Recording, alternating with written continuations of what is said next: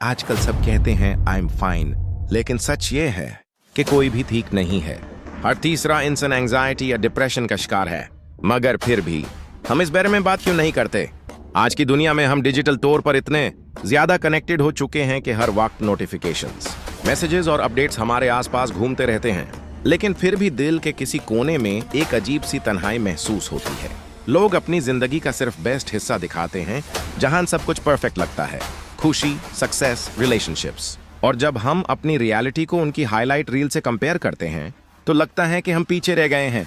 ये comparison dear self doubt, anxiety और inner emptiness में बदल जाता है, जिसे हम अक्सर समझ भी नहीं पाते। इस क्राइसिस के पीछे सबसे बड़ी वजह हमारी रोजाना जिंदगी का प्रेशर है।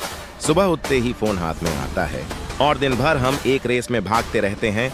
Better grades, better job, better life. Social media ने एक्सपेक्टेशंस को इतना हाई कर दिया है कि हर कोई परफेक्ट बनना चाहता है, लेकिन कोई भी परफेक्ट नहीं होता।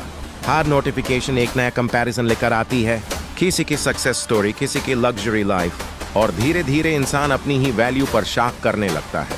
फिर आता है फैमिली और सोसाइटी का प्रेशर। लोग क्या कहेंगे? तुम्हें कुछ बनना है, फेल नहीं हो सकते। ये लफ्ज सिर्फ अल्फाज नहीं रहते, बल्कि एक मेंटल बर्डन बन जाते हैं। और सबसे डेंजरस बात यह है कि हम अपने इमोशंस को छुपाना सीख लेते हैं।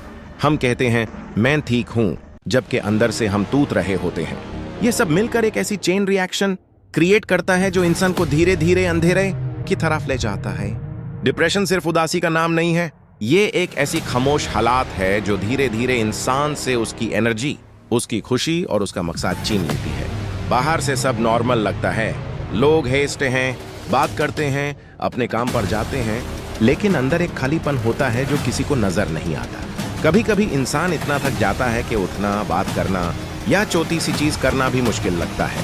और सबसे कंफ्यूजिंग चीज ये है कि कई लोग खुद भी नहीं समझ पाते कि उनके साथ हो क्या रहा है। ऐसे स्माइलिंग डिप्रेशन कहते हैं, जहां चेहरा मुस्कुरा रहा होता है लेकिन दिल टूट चुका होता है।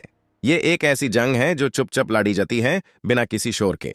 ये क्राइसिस सिर्फ एक फर्द तक महदूद नहीं रहता, ये धीरे धीरे पूरी सोसाइटी को अपनी लपेट में ले लेता है। जब एक इंसान अंदर से टूट रहा होता है तो उसके रिलेशनशिप्स पर असर पड़ता है, बातें कम हो जाती हैं, मिसअंडरस्टैंडिंग्स बढ़ जाती हैं और लोग एक दूसरे से दूर होते चले जाते हैं। ऑफिसेज में प्रोडक्टिविटी गिरती है, स्टूडेंट्स फोकस खो देते हैं और घरों में खामोशी बढ़ जाती है। सब अपनी अपनी जंग लड़ रहे होते हैं, लेकिन कोई किसी को समझ नहीं पाता।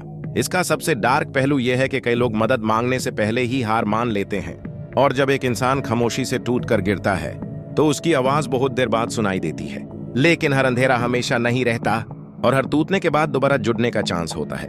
सबसे पहला कदम यह है कि इंसान अपनी फीलिंग्स को एक्सेप्ट करे, खुद से सच बोले कि हाँ, मैं ठीक नहीं हूं। जब आप अपने दर्द को पहचान लेते हैं, तभी आप उससे बाहर निकालने का रास्ता ढूंढ सकते हैं। किसी ट्रस्टेड दोस्त से बात करना, फैमिली के साथ अपनी फीलिंग्स शेयर करना या किसी प्रोफेशनल से हेल्प लेना, ये सब वीकनेस नहीं बल्कि स्ट्रेंथ की निशानी है।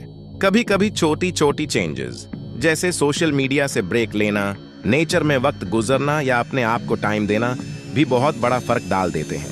याद रखो, हीलिंग एक प्रोसेस है और हर दिन एक नया मौका है थोड़ा सा बेहतर होने का। आप अकेले नहीं हो और आपकी कहानी अभी खत्म नहीं हुई।